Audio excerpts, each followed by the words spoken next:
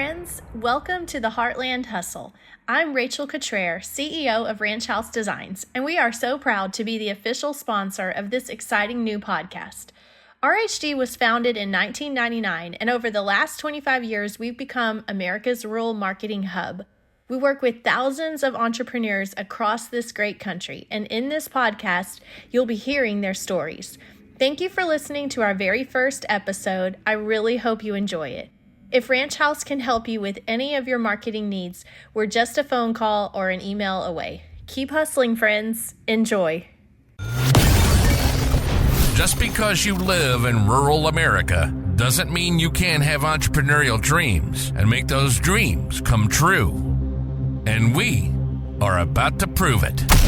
Brought to you by Ranch House Designs, the powerhouse behind America's rural marketing. You may live in a small town, but you can do big things. Here's your host, Harley Gable.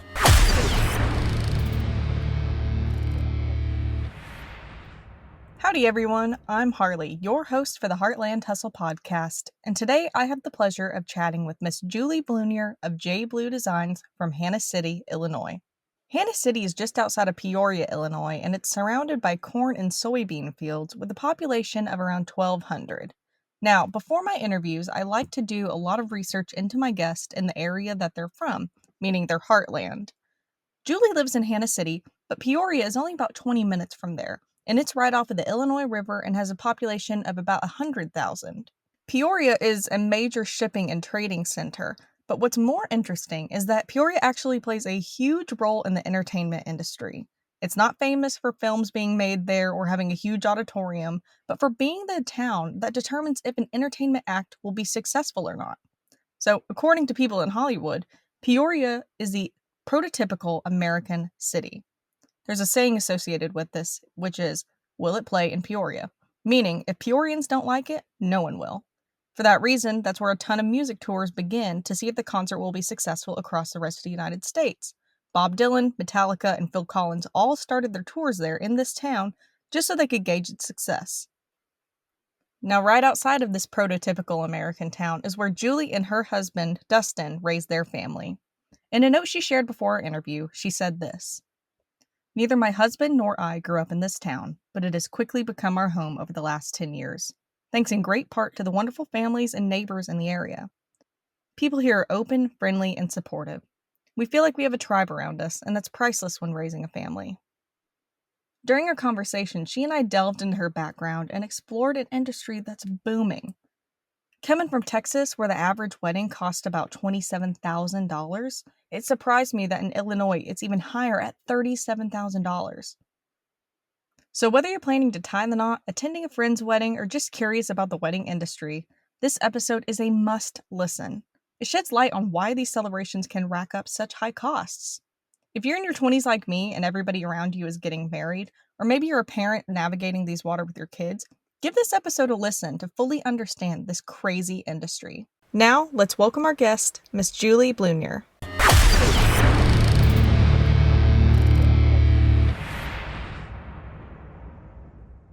Hi, Julie. Welcome on to Heartland Hustle. I am so excited to speak with you today and learn all about you and J.Blu Designs. Hi, how are you doing today? It's great to be here. I appreciate the invitation. I am doing so great. Now I'd like to start out with you telling me about you and J.Blu Design, who you are and what it is. Yeah, wonderful. My name is Julie Blunier. I own J.Blu Design, which is a wedding and event floral design studio. We are located near Peoria, Illinois, in central Illinois. We focus on creating outstanding floral design for weddings and events. And from what I've read, your background is in agriculture, correct? It is. I grew up on a family farm, grew up showing cattle, purebred cattle. Shorthorn is the breed that we were most associated with. Maiden name is Dewis Farms. So it was Bob, and Robbie is my brother. So I grew up showing cattle, actually worked for the American Shorthorn Association for a while as director of activities for them. Also did quite a bit in the communication and education sectors of the ag industry throughout my career before I got into the floral design business. Okay. And so you're born, raised in this area Yes. and just decided to start your floral design studio.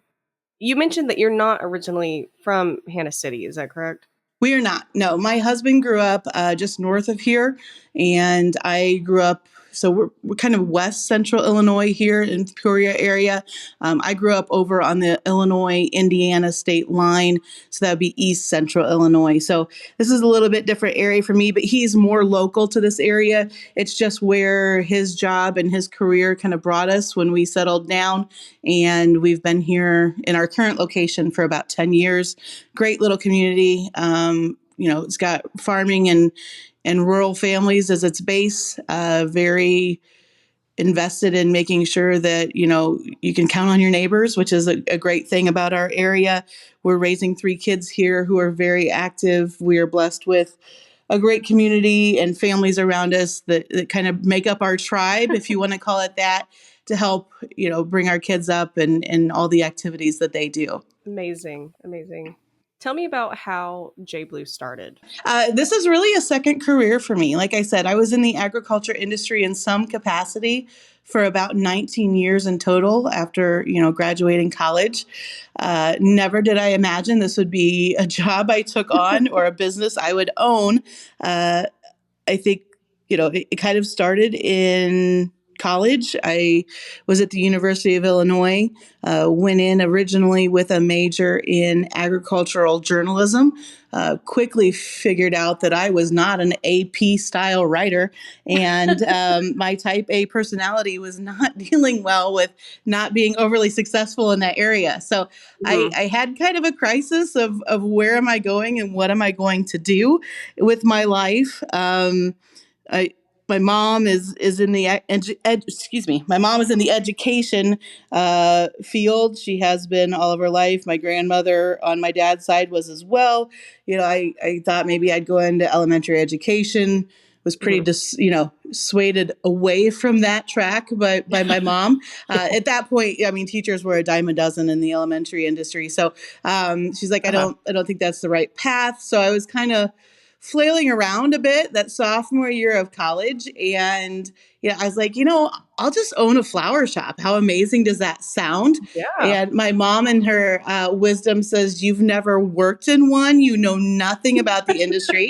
Before you totally upend and switch your major to horticulture, maybe go work there for a little bit. So I started as holiday help, basically up at the front desk at a local flower shop in Urbana, Illinois. Started right before Valentine's Day. And that's really it's a major holiday in the floral industry. So at one point I was sitting on the floor in the back of the shop at 2 a.m. dethorning roses and was wondering if this was really where I wanted to be in my life. But I loved the industry. I loved the shop. The owner there was a natural teacher. And, when we got slow, he'd bring me in the back and teach me how to make simple vases for the gift shop at the hospital or how to make a bow and just kind of gradually led me along and taught me to design. The designers there were great as well. I knew that wasn't, I didn't want to own a flower shop. I knew that pretty quick, but got to the chance to really see some of the weddings that they were producing. And that's where I really got excited about it, but stuck with agriculture as a career. So ended up with a degree in agriculture leadership from the University of Illinois, which is a combination of education and communications. The agriculture in the classroom program here in Illinois is pretty large. It's one of the largest in the country. That was the point where they were really expanding and setting up county coordinators and a structure across the state. I got really interested in that, and it kind of fit all of my skills and my love of agriculture and promoting it to people who didn't know about it, as well as teaching and being in classrooms and public speaking. So it was a really good fit for me. So I worked with the agriculture classroom program at the county and then the state level for a while, developing resources, teaching teachers, those sorts of things. An opportunity came across my plate to work at the American Shorthorn Association. At that time, my family was pretty involved with the Shorthorn breed, and I had always loved, obviously growing up showing cattle, I loved watching the association staff and putting on major shows like, Nail and Denver and those sorts of things. So it sounded intriguing. And I was at a point in my life where I could take off and move to Omaha and run around the country for a few years doing both junior and open activities and loved it. But I got married and we, were expecting our first, and that travel schedule just really didn't fit the way we wanted to raise our kids. So I came back here and we kind of settled in, had the opportunity to freelance for a while our kids were young, which was a great opportunity with associations like Illinois Soybean Association, a couple others, just writing resources and materials, doing some public speaking for them, which was a great fit. I was able to be at home. I was able to do that part-time. And, it worked well for where our family was at that point in time.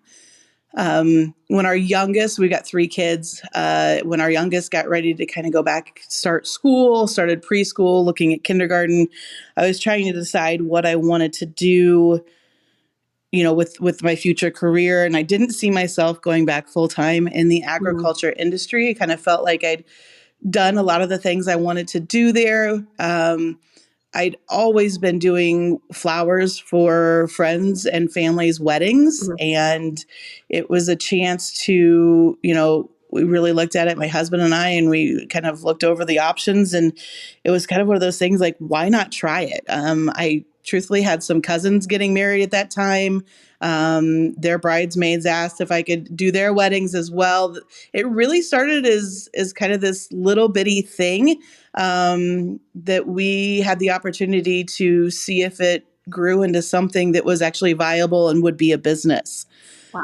So I thankfully had that freelancing income to kind of fall back on there for a while, and was able to do both and build the business while I was still freelancing. But, we started in the basement. I started in the laundry room in the basement, and slowly grew our rental inventory, the number of weddings we took. I also had the ability to really be selective in the events that I took on, having that extra income and obviously my husband's income and insurance and those sorts of things behind us.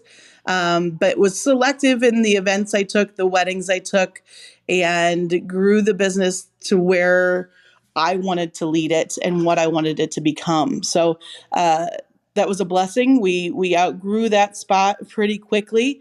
By the winter of 2020, we were building a building on our property to house a new studio with a walk-in cooler, the ability to add on staff so they weren't in our house, really allowed us to expand and grow in what was a pretty rough year during COVID for the event industry.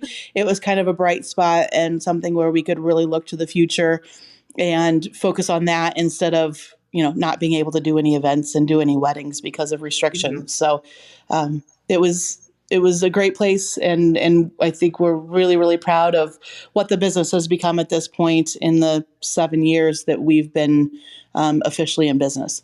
Absolutely amazing. As also an AgCom graduate, I think it's so funny that you were saying you were struggling with what to do. And I think I also have an educator. My mom is in education. And I remember thinking I'd be in my AgCom classes and I'd see people come out of floral design classes out of the Hort building, and I'd be like, you know what? Maybe this is the time. Maybe let's switch it up. But no, Yeah, I don't, I get that comment a lot. Like, how amazing is it Mhm. that you get to play with flowers all the time? Go work on I Valentine's don't Day. think come work on Valentine's Day, Mother's Yeah. Day, and see how it goes. There is a lot behind the scenes that really is not all pretty roses and nice smelling things Oh my that we gosh. have to deal with. But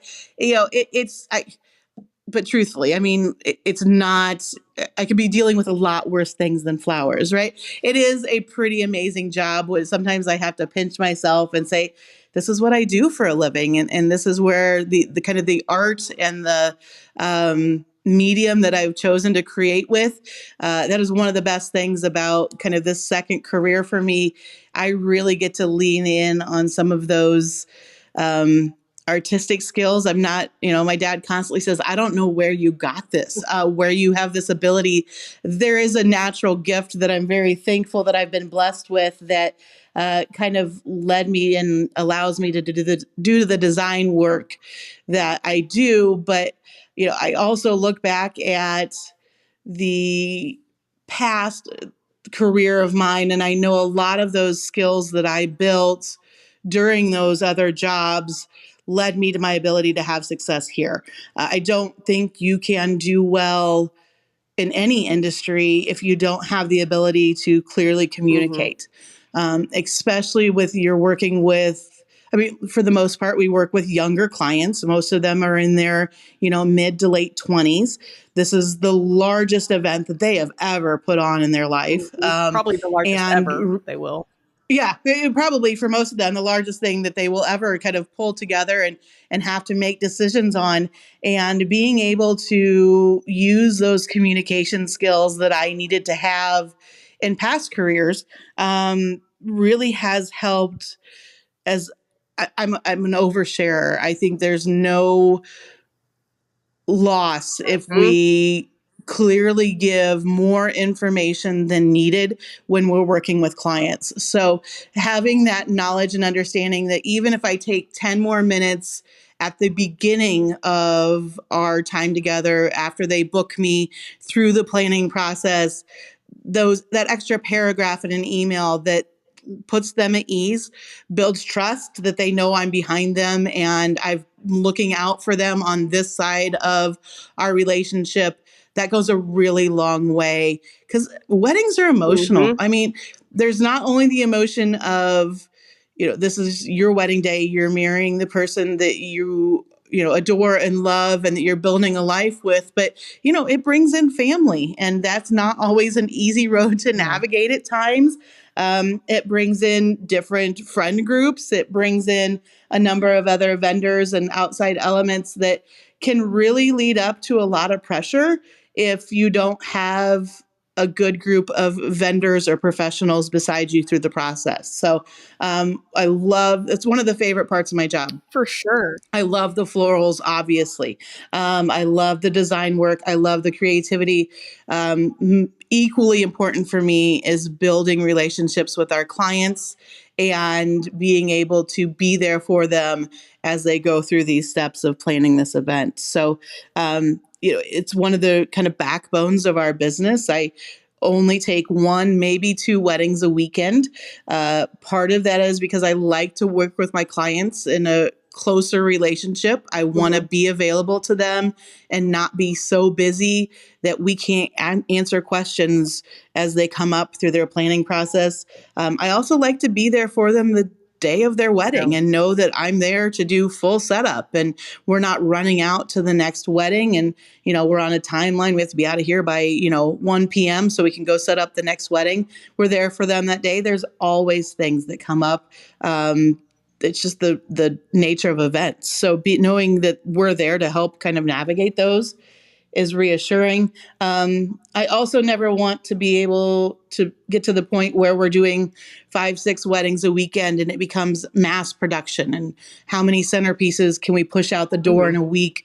It has to maintain some level of artistic control for me, and some individual attention to special pieces.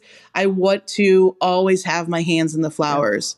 As we look to growth, I could kind of become someone sitting above and have a team of designers that are really doing the hands-on work of putting flowers together. But that's not how I see our business succeeding in the future. I want to be making the bridal bouquet. I want to be making flower selections. I want to make sure that when they come in that I'm the one doing, quality control and making sure our color palettes are coming together. So, at some points, I feel like that maybe limits where the company can grow to. But I don't know if I'd be happy if we grew in that direction in the long run. Absolutely. I'm just this is amazing. I'm just kind of like in shock and awe, honestly. Well, and not only is it that emotional level, but there's a major investment when it comes to investing Sure. in floral design like you do. And I'm not dissing on any other florists. I think these No. floral shops are absolutely amazing, but this is a different type of thing. This is artwork. It is. And floral shops are for sure. They are a vital part. Mhm. And this is always maybe a touchy subject of what clients that we're marketing to and what clients we're attracting and clients we want to work for. There is a florist available for all budget levels. There is your traditional brick and mortar brick and mortar florists. Some don't want to do the large events. They don't want to do large scale weddings because they love doing funeral work and they love doing the daily orders. And that's where their passion is. My passion isn't there. And I found that on early, thankfully. We really look for clients and we market to clients that want something more for their florals. Some of our past clients, this is, their childhood memories are in the flower gardens with their grandma. And their grandma bringing flowers in and arranging, and it's a part of their childhood. And flowers hold a special place for them. Some people it doesn't make a difference. Some people it does, and the people that it does, those are our clients. They're the ones that understand that this is an art, that there is an ability to do some pretty amazing things with florals, and that they want those incorporated into their wedding day or to their event. So, I loved that we can all kind of find our market. Central Illinois isn't a big area, let's be honest. And we don't have the wedding budgets that you'd find in Chicago or on the East Coast or the West Coast. We are definitely a smaller market, but there are weddings here that want to prioritize their budget and their dollar towards florals and decor over, say, catering or over their DJ, having a live band or just having a DJ. And I think finding couples that really prioritize us and what we do has been a key to the success of the business.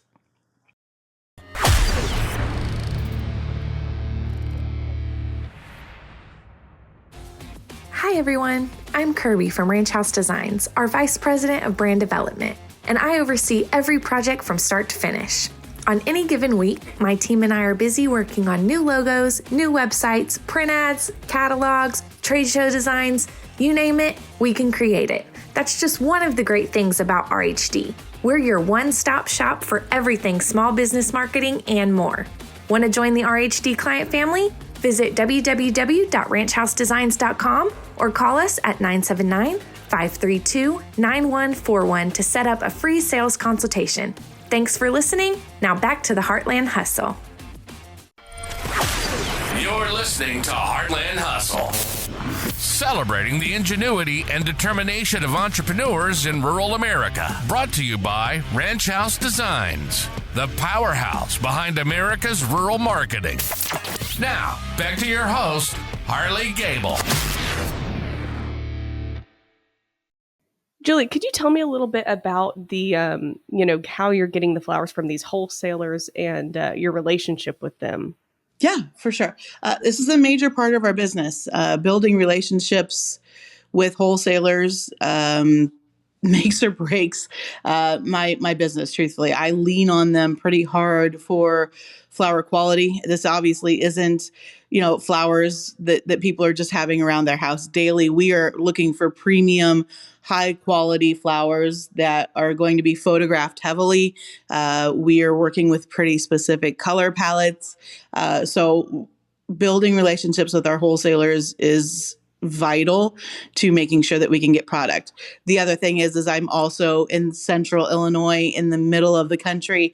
If you're a California designer, you can literally walk into a large wholesaler and shop the cooler, and they have Mm-hmm. unimaginable amounts of flowers of all qualities and varieties from all over the world. We don't have that here.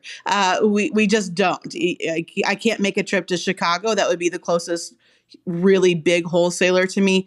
I can't make a trip to Chicago every week to shop the cooler. So I use primarily a wholesale company that is out of the Quad Cities here in Illinois on the border with Iowa, so near Moline, Illinois. Bonnets is their name. They are a family-run operation. They supply flowers to a large part of Illinois, Indiana, and I believe Wisconsin as well. So they are one of the larger ones in our immediate area. They're about a little over an hour north of me. So I've got an amazing buyer there that I contact and basically put in my order through her. And then on their end, they go and either find American growers or international growers that can bring those varieties and colors in that I need. So there's been a large growth of American grown flowers, and we love the opportunity to use those anytime possible. But still, most of, say, the roses come in from Central America. A lot Mm-hmm. of the bulbs, like tulips, daffodils, some lilacs, kind of think of your spring flowers, come in from Holland. So there is this large international trade and commodity market that happens in the floral industry that we rely on. At the same time, they're shipping perishable product that doesn't do well out of water. So Yeah. they're all shipped dry in boxes and packed. So when we run into weather delays or shipping delays, it can really ruin flowers very quickly. So having a strong wholesale house that has relationships with farms direct in those other countries, farms in other parts of the country here in the United States is vital. And I lean on them heavily to make me successful because they give me the flowers that I get to work with. One of the other resources that we have here locally are our local flower farmers. They are amazing and they are growing rapidly here in Central Illinois. It is a lot Wow. of work, and they deal with a lot of elements. I mean, we have a pretty short growing season for flowers here. Mm-hmm. When you look at it, we're not California, we're not Florida. So really, when they look at production, we get some tulips and those sorts of things in April, but then once we hit a frost in the fall, they're done. Yeah. So we don't have that year-round local flower farm option, but we do shop from them as much as possible because there are just some flowers that don't ship well. Yeah. Dahlias are one fall favorite that they don't do well in a shipping container, shipped in a box. They don't do well out of water long term. I am to the point I won't order them through a wholesaler. I will only find them from a local flower farmer because they Mm-hmm. literally get picked the morning before or the morning of. They're direct into water. They come to me in water, and they are just by far better quality than what I could Yeah. ever get from wholesale order. So, those are relationships that I've really started to lean into this last wedding season and work more with them. One of the downsides is some of them aren't large enough to deliver. Yeah. And for them, it's the biggest one here in Central Illinois, closest to me, is about an hour and a half away.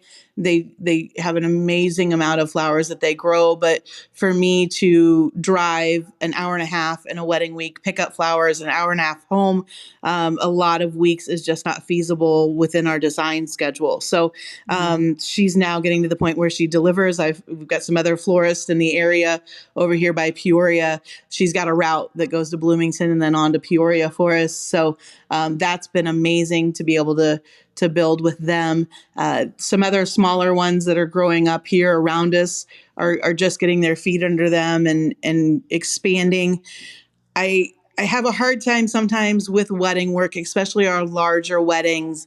I need 70 stems of one color of mums. Do you know what I mean? Yeah. Or of peonies. And some of our farms just really aren't big enough. And they also have their other markets. They're going to farmers markets. They're doing their subscriptions and their deliveries. And for me to step in, they're like, we can't cover that this week. And I completely understand that. But there are other weddings and other times where I can lean on them for some specialty blooms, some things that only maybe go into a bridal bouquet or the ceremony flowers or those really special family centerpieces where I can get by with 20 or 30 stems. But finding those flowers and planning out our color palettes and varieties and those sorts of things are really a lot of the behind the scenes work that people really don't understand the time that takes. Yep. I will say there are a number of weeks things come in and they're not the color that they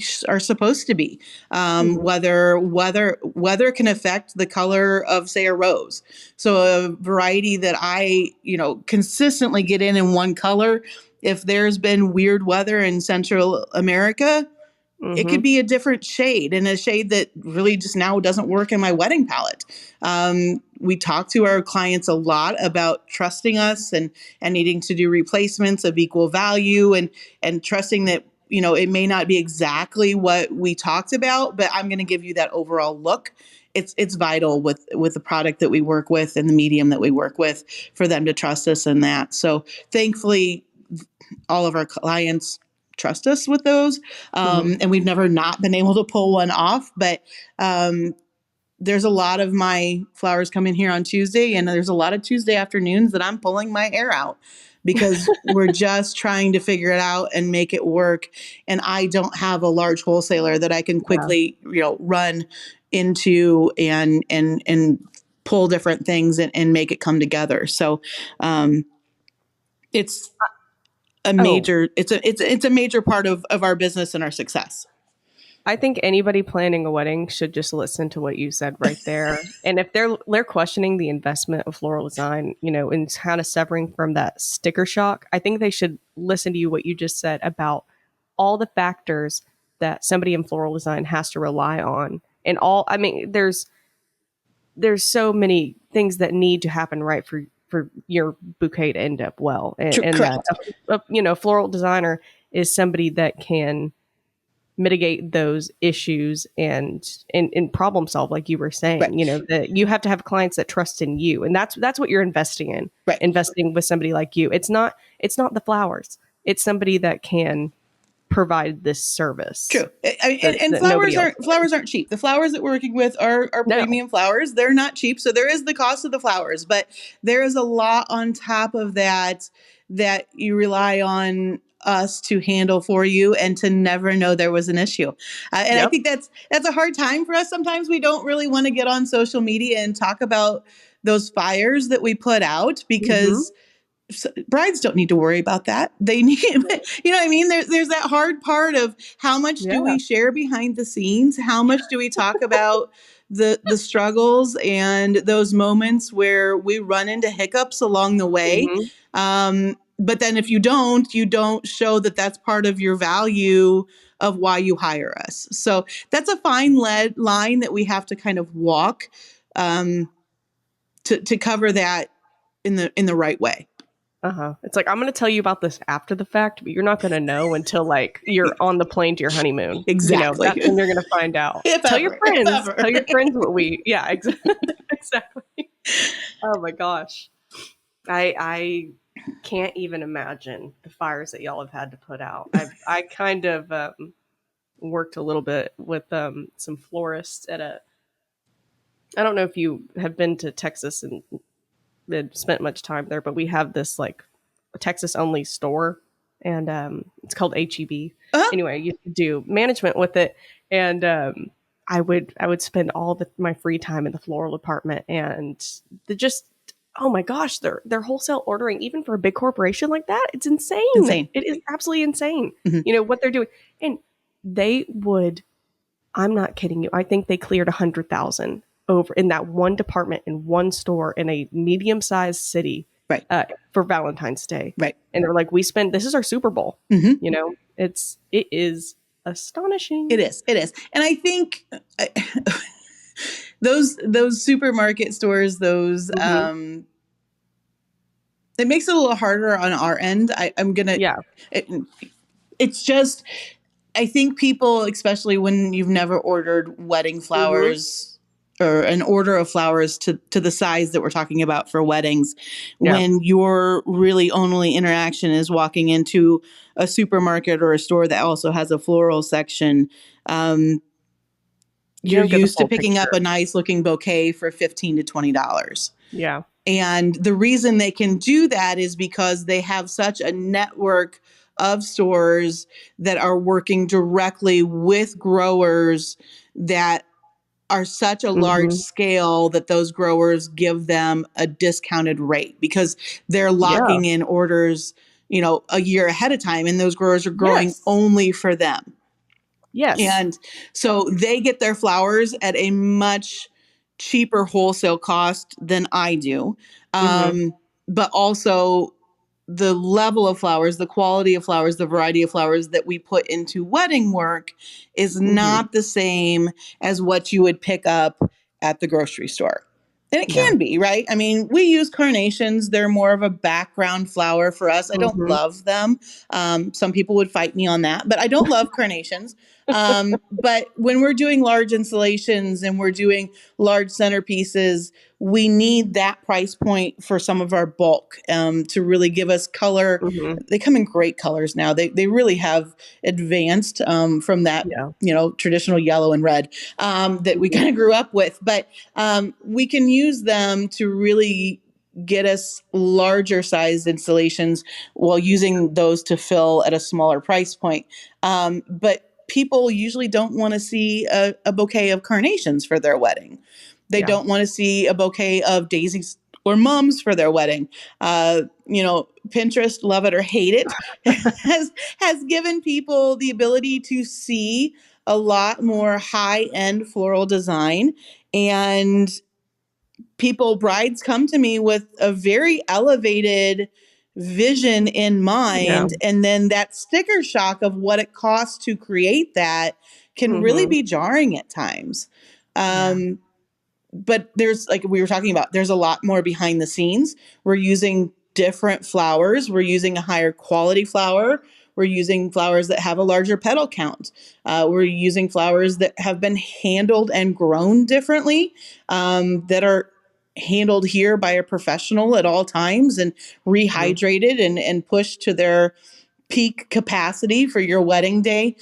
There's a lot here that happens that doesn't happen in those grocery stores, and the price is different because of that. Yeah. Absolutely. But that's a hard conversation to have sometimes.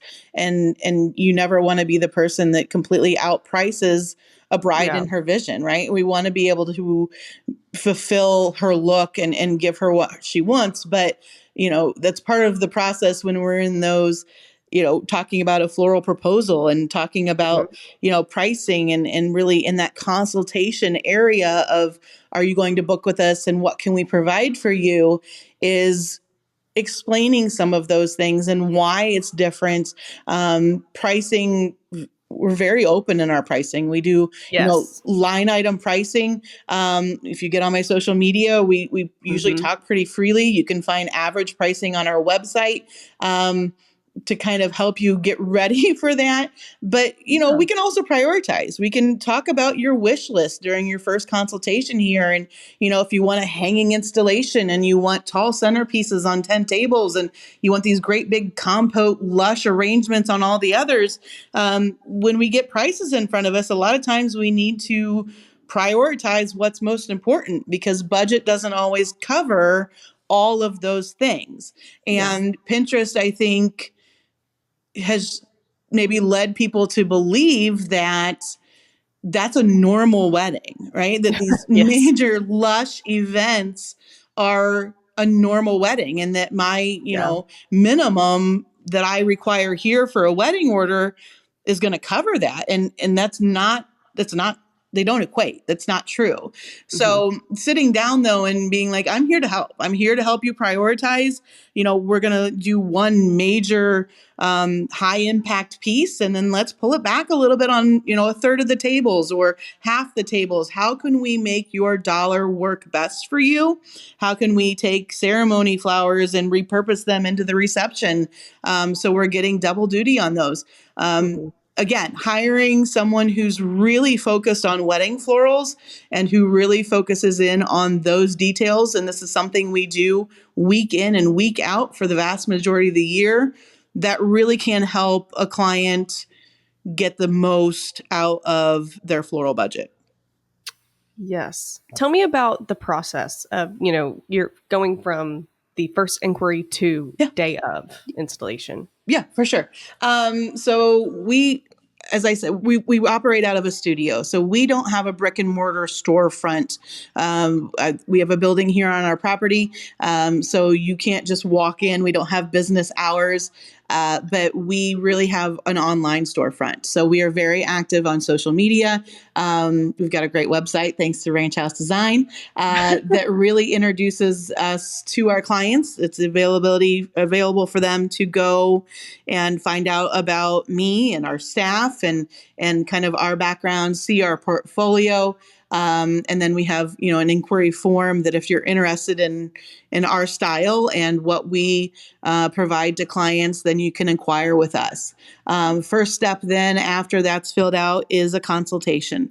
And this is, for me, this is really important. I understand a lot of times we can't meet in person. We do a lot of Zoom consultations for couples that just aren't local to the area, but this is home, so they're coming back to get married. But a lot of times I really love having potential clients come out to the studio. We have our rental inventory of vases and candle holders and large stands that we can mock up centerpieces and look at different things. We can look at pictures together. A lot of times our couples bring us some inspiration photos that they've found online or from our past work, from our portfolio. We can really look at those photos together and what do you like and what don't you like? And I can get a better feel for their style. I don't ever want to just duplicate, well, this is the bouquet I did for, Jessica. We'll just do it over again for you. And that's not what we do. So even if the color palettes are the same, we did one summer, we did all white flowers and a lot of greenery. Every wedding we did that summer was white flowers and greenery. They all looked different. They all had different flowers in them. They all had something that was special to that couple. And that's kind of a craft and an art that we really lean on here to make it special because it should be in my mind. And what we charge and what we do reflects that. So we set up a consultation, we sit down, we go through all of those things. We walk through, do you need boutonnieres? Do you want corsages? What's your table layout going to be? Are you thinking about certain types of centerpieces? Can I suggest things for you in the proposal I'm going to make up for you that I think that would be a good fit and fits your style and your overall look that you want to achieve? We talk about what's the vibe of your wedding going to be? Are you a super formal family? Are we doing, black tie and that sort of stuff? Or are we doing a more relaxed, kind of, we want everybody just to be relaxed and have a good time and fill the dance floor, and it's not so formal. What are we going for, and how can flowers help? Because flowers can help tell the story of that vibe that a couple wants to have for their day as they celebrate with all the people that are important to them. So we talk through a lot of those things as well. And then we really sit down and play with a lot of the containers and vases and those sorts of things that we have here in the studio to help kind of start laying out specifically the guest tables and that sort of stuff. So after that, I sit back and, it's a lot of computer time, and I do a lot of sketching. If I can't find a picture that really kind of helps them envision what's in my head, I do a lot of sketching for them so they can see where I'm headed and make sure we're all on the same page. We talk about specific flowers that we might use. I never really promise a specific flower. I try my hardest to get those if that's what they want, but flowers are flowers, and sometimes they're just not available. So list off some of the flowers that I hope to use and plan to use, and really help them start visualizing what the florals are going to look like for their day, and what they're going to cost. So from there, there's always a few edits that go into that proposal before we're ready to officially book our services for their big day. And then, we go through that process. There's contract signatures, there's retainer payments, those sorts of things that makes them officially clients with us and on our calendar for their event. So from there, we're available to them throughout planning. Things change, floor plans change, colors may change. So at any point in time, if they reach out, there's some things I probably offer that I should, technically get paid for, but I don't.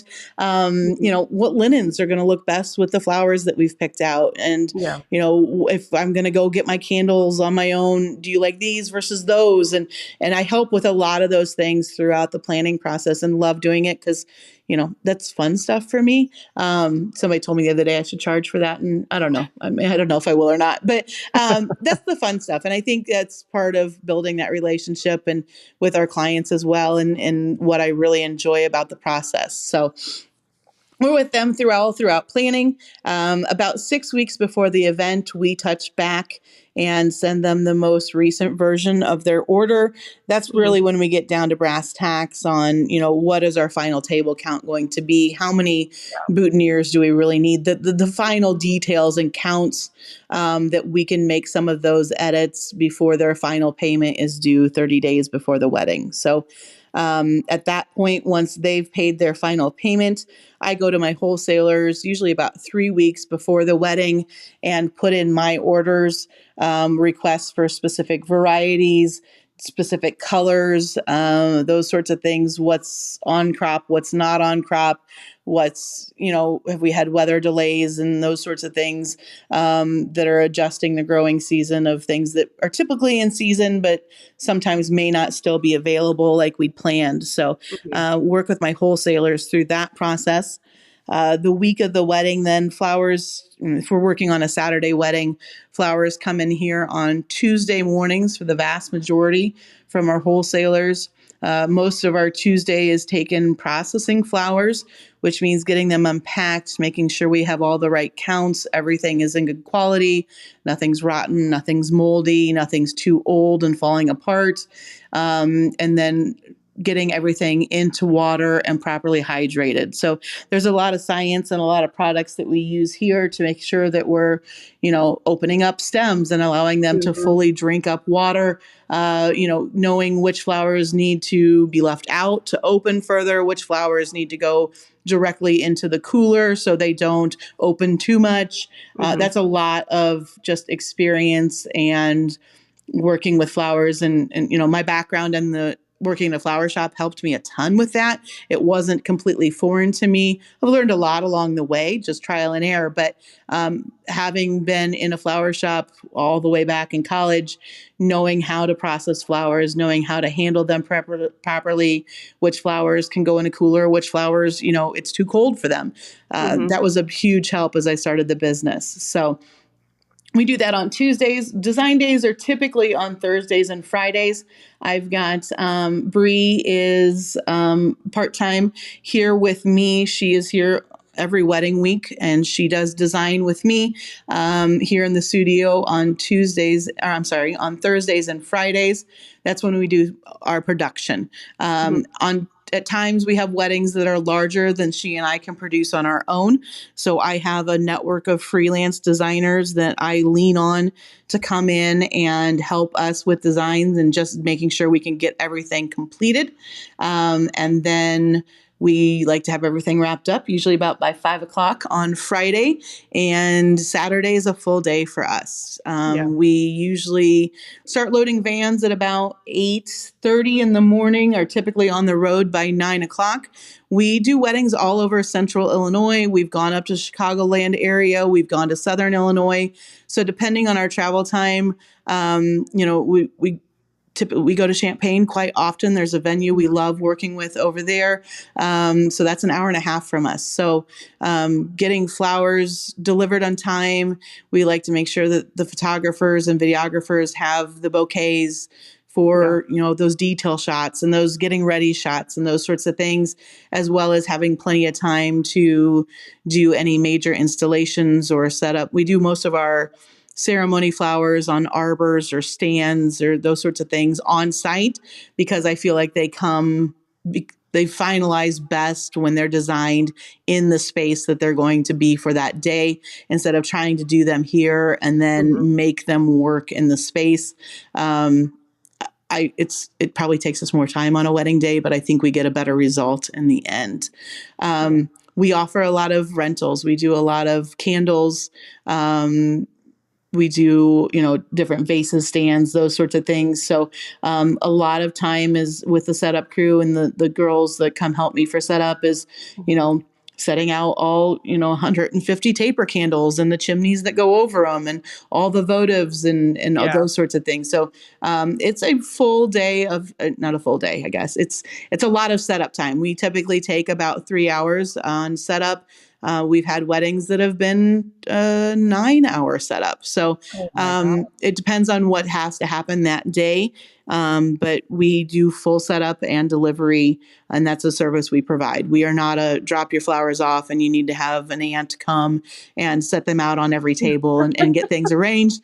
We are full service, and that's the weddings that we work on. So, and then a lot of times I don't think people know that we, for a majority of our weddings, come back and do a tear down at the end of the reception. So a lot of 11 o'clock at night, midnight tear downs happen.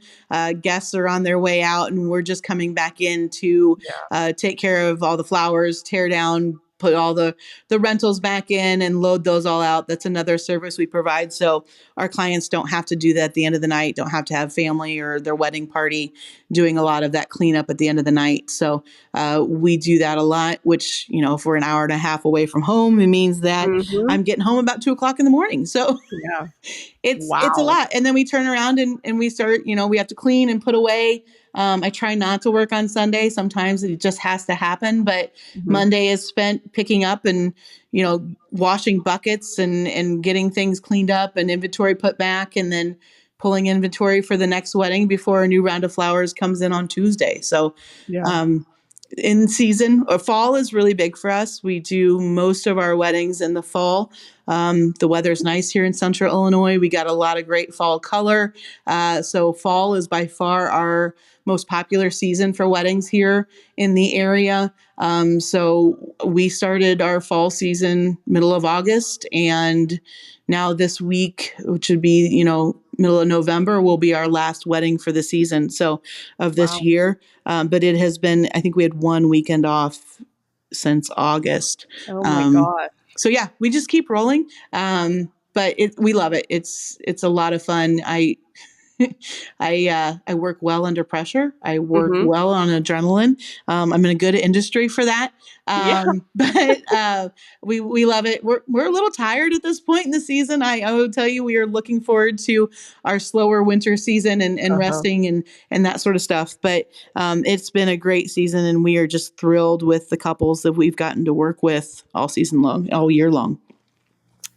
absolutely amazing what you were doing. Thank you. And that process, it's even crazier to think. So on your website in the my process section, you put that you are typically booked 12 to 18 months prior. So is that consultation, when they book, Yeah, you're having a year to a year and a half of contact with these people. correct. I mean, that is remarkable. I mean, you're not that's where this is worth it. It's that it's somebody with you the entire process. It is, I mean, your service is from engagement to, the reception, similar to what like a wedding planner would be, except you were focusing all that into one specific section. One area. Mm-hmm. Mm-hmm. Yeah.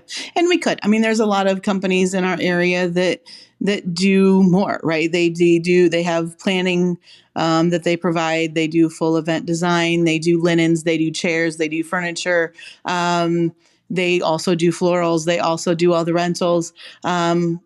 I'm a stay in my lane girl at this point. I love the floral part of it. And I think we could easily do that. I'm very selective on what rentals that we keep in inventory. They really do have to surround themselves and be a part of the florals. I think candles make a table at times. They're a vital part of making the florals look their best. So we provide candles. Nina and Caleb's wedding that's what I'm looking at on your portfolio, and for a lot of candles for that. Yes, it's gorgeous. Thank you. So, and I think that helps pull together, the whole look, and they can come to us and say, Julie's got my tables. You know what I mean? Oh. Julie's got the vision for that. There are other vendors. We work closely with those rental companies that do linens and do the specialty chairs, and we have good relationships with them as well. We see them a lot of weekends where we're working on the same weddings, and we're fortunate to have great companies in the area that do that and specialize in that. They also provide florals, and that's totally fine. We choose to do it a little bit differently. And I think that's one of the great things, owning a small business can be challenging at times. It's not as easy as everybody thinks it is. I've been very fortunate that our area is very supportive of small business, very supportive of women-owned businesses. I've been able to develop a great network of small business owners, wedding small business owners, and even wedding florists. I've got a group of women that they have the exact same business I do. They are studio florists here in Central Illinois. Most people think it's crazy that I have a relationship with my direct competitors. That's who they are. They're my direct competitors. We get together 2-3 times a year. We have a chat online that we bounce questions off of each other. We bounce pricing off of each other. In our mind, it really helps us be stronger as the business owners that we are. It strengthens our industry. It strengthens the product that we and the services that we provide. If we all are pricing similarly, if we are all at least on the same place. I mean, obviously some people have different situations, right? Somebody's got a studio that they rent that has higher overhead, or they've got larger staff. So their pricing has to reflect that to cover those costs. But when it comes down to the nitty gritty of what do we mark up flowers per stem from wholesale to retail, and what are we charging for corsages and boutonnieres, we're very open about that. And talk about that often. It's been a vital part of my business. We're all very confident that we provide a different design aesthetic, a different design style. We provide different personalities. We provide different ways that we like to interact and work with our clients. So I think that attracts a different client, right? And we're all confident that we have a good brand pulled together for our business that attracts the type of client that we work best with, and that our people will come to us. And so being open amongst each other really just helps us all grow, and also helps us know who to refer somebody to if a client comes to us that's not our client. I have no qualms of saying, you know what, we're really not a good fit, but I know who you need to go hire. And I think that's something you have to grow into as a business owner, something you have to grow into as a creative business owner. Every client's not for me. I'm not for every client. And being confident in what we provide and what others provide. And really truthfully, especially when it comes to weddings and, you know, the emotions that go behind that, I want you to have somebody that you are totally comfortable with, that you totally trust, that you have similar personalities with. You work similarly. I mean, like I said earlier, I'm an over communicator. Some brides do not want my over communication. They want to be with somebody that's like, okay, this is step one. Check. We got that done. I'll be in touch with you 6 weeks before the wedding. And they don't want that in between. And that's great. I know exactly who to send them to. So that's been a great part of our local community that I really appreciate. The vendors in our area, that community over competition, specifically with the wedding florists, but also all of those other vendors in our area. It's been an amazing experience. And I don't think that's normal in every area or every demographic. I know it's not normal in some of the larger cities.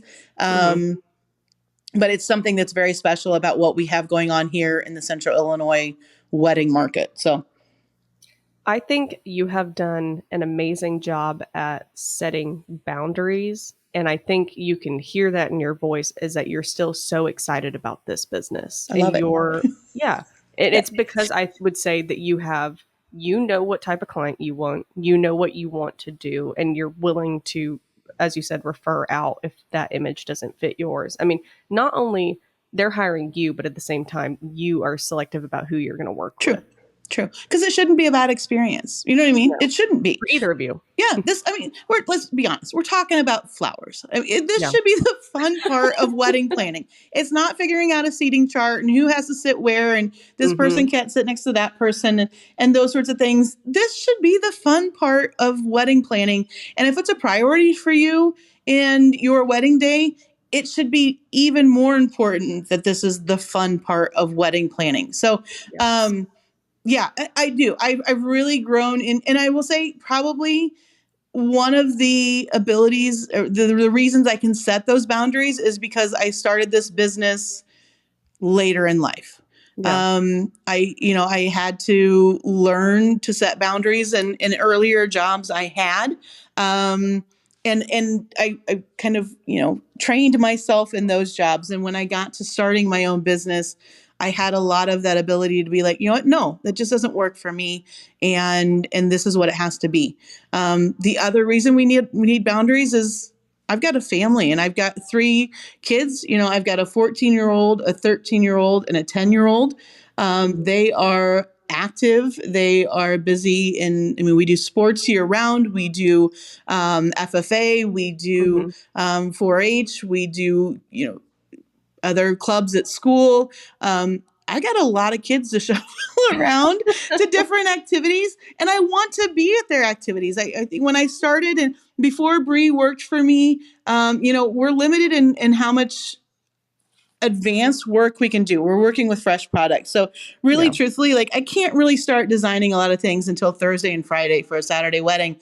So when I started, I was working until midnight a lot, Thursday night and again Friday night, and up early at 6 a.m. to finish corsages on Saturday morning. And it wasn't going to work long term. It wasn't sustainable. At that point, our kids were younger and they weren't in all of the activities they were in. But, as the business grew, I knew I want to be able to go Thursday night to a basketball game. Yeah. Or go pick up kids from practice. And, Dustin works in the agriculture industry. He's an agronomist. My husband, he travels. His territory is the Midwest and Canada. His company's based in Arizona. So he's on the road a lot. I need to be able to, go do pickup or run something to school if I need to. That's a great part of owning your own business. But at the same time, if you don't put out boundaries and limit that, you could bury your head in this business and not be able to do anything else. Yeah. And it just doesn't work for the situation and the phase of life that we're in right now. I am pretty sure you have summed up what a lot of small business owners think, and I think you have a good balance going where you can keep your enthusiasm and production level, consistent. I'm sure it wasn't easy. I'm sure it was It's not not an easy. easy road. No, no. Well, tell me a little bit about the future for you and what's coming up. I know you guys are going into a slower season, but what are you looking forward to with J.Blu? Yeah, so we're slowing down wedding wise, and the actual weddings we're doing. Weather is not great here in Central Illinois. January, February, March, it's kind of cruddy. So we don't do a lot of wedding seasons, but we are coming into what's called engagement season in our industry. A lot of, if you didn't know, most couples get engaged between Thanksgiving and Valentine's Day. So Absolutely. absolutely. You're around family. There's a lot of things that happen. Valentine's Day is a big time to get engaged. Hmm. So we start getting a lot of inquiries as Yeah. couples get engaged, get their venue, their date selected. They starting getting ready to hire other vendors like photographers and florists and those sorts of Hmm. things. So a lot of our slower season is really focused on um, meeting with new clients, getting those Right. proposals pulled together, getting pricing out to them. We do a lot on the back end here as far as, website updates and Yeah. getting ourselves prepared for social media and what we can do there. Gives me more time to, work on social media and those sorts of things as well, which is a vital part for our business. It really is our front door. It's where a lot of couples find us. So making sure that we're active there and everything is updated Hmm. and current is very important. So we do a lot of, things. We go through our whole rental inventory and decide, have we used this recently? Are couples responding to this and choosing it as a rental item, or is this kind of outdated? What do we need to get rid of? What do we need to bring in new? What's coming forward as styles and trends and what we need to have in supply as we move forward for the next season. So big picture down the road, our growth is, like I said, I don't ever want to get to the point where we're doing like 50 weddings a year. Hmm. I really would be, right now we do about 25 weddings a year, which is a great spot for us to be in. I'd love to Yeah. see that tick up a little bit. I'd love to probably get to 30 to 35 weddings a year. Hmm. That's a goal here in the next couple of years, is to get to that point. We are always looking at getting larger weddings. It really Yeah. is, truthfully. If you're taking one, maybe two weddings a weekend, if the company is going to grow, we need to be finding clients that have larger budgets. It is Yeah. what it is. So really, looking at growing how much we can provide, how much as a Hmm. team we can put out, how large of a wedding can we produce and support and set up. What does our staffing look like? What do our needs look like there as we move forward? What's the next phase of growth? I know a lot of small business owners, that's always when do I hire another person? Yeah. When do we make that next move forward? When do I outsource social media, which I did this year and it was fabulous. So if you're looking to do that, do it. Yeah. But it's one of those things, like it's always the question of if I'm going to put more investment into that, how quickly can we, pay that off? How quickly can we make sure that we're Yeah. paying that? But you also can't grow if you don't have more people working for you. And finding that balance is really tricky. I think that's one of the hardest parts of being a small business owner, is figuring out that balance. Bringing Bree on here in the studio has been an amazing opportunity for the business itself. She's actually a former bride of mine, and they have two small girls, she and her husband. It works out really well for her. She works here Thursdays, Fridays, Saturdays. The rest of the time she can be home with her girls, Yeah. and it's a perfect spot for her. But finding another person that wants that schedule is hard to Yeah. do. Finding another person who wants that schedule that can also design is hard to do, or be trained and learn and kind of have that natural eye. So when do we grow? when am I bringing in too many freelancers every year or every season? When is it just time for me to have another staff person? We're working on that and trying to figure that out. Otherwise, I'm really happy with where the business is. I'm really happy we have amazing clients. I mean, really, they're just some of the best people. I love that those are the people that we're attracting into our business and that we're fortunate enough to work with. I love the style of weddings that we're doing. I love the creativity that our clients trust to give over to us. I trust you. Do what you do. Do it to the level. If something's, if you want to do something different, I trust you. Do it. You know best. That's invaluable in this job, having customers and clients who trust you to kind of take off and do your creative thing. And we're really blessed that we have clients for the vast majority that trust us to do that. So that's amazing. We're just going to keep doing what we're doing. It's working. Have to have an eye to the future always. But I think for the phase of life that we're in as a family, I want to be available and around for our kids and their activities and to be able to help support Dustin and his travel schedule and still have a family life. I'm pretty happy with where we're at right now. Would love to kind of grow overall budgets that people spend here with us. If I'm a potential bride and I am wanting to get in touch with you, what is the best way for me to do that? Yep, absolutely. Head to our website, please. It is J.Blu, B-L-U, jbludesign.com. You can take a look. You can get to know me a little bit more there. And, kind of my bio. You can see our portfolio. We have a contact page there. There is an inquiry form for weddings that you can click in, give me some information about your event, and we will then be in touch by email to set up a consultation. We are also available. I answer questions on Instagram, DMs all the time, those sorts of things. You can reach out there as well, social media. I'm going to direct you back to that inquiry form on the website, but whatever way is easiest for you to reach out, we would love to talk to potential clients. We are pretty specific here to Central Illinois.